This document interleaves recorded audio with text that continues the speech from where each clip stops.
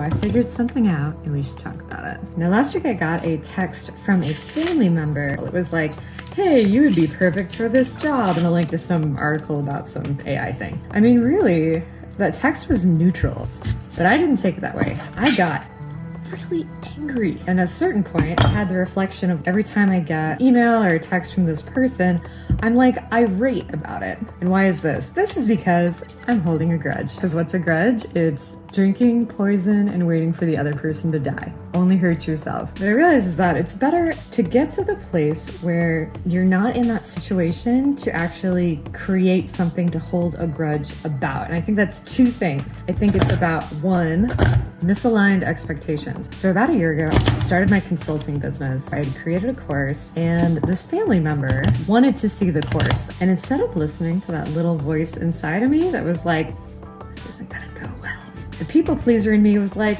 okay, here you go. And so a person who I've known for a long time was unable to say anything encouraging or kind. They absolutely hated what I made.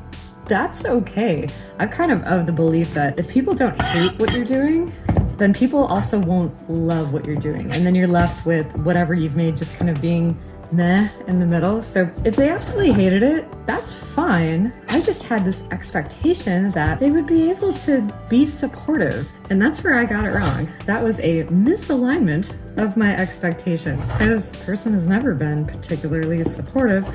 Why would they start now?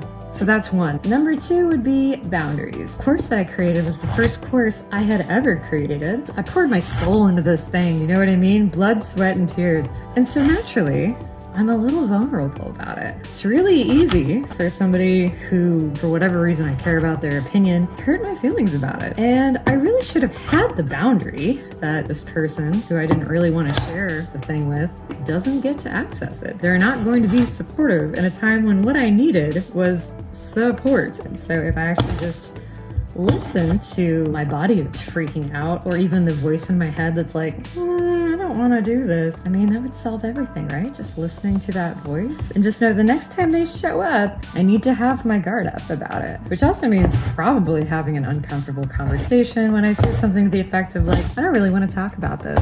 I'm not looking for advice from people who haven't been through or successfully done what I'm trying to do. Yeah, so to wrap that up, it would be get over the grudge by accepting the person how they are, align your expectations, set some big boundaries to protect yourself, because this world is full of people, and some are amazing and some are great and some are not going to be on your side. Okay, bye.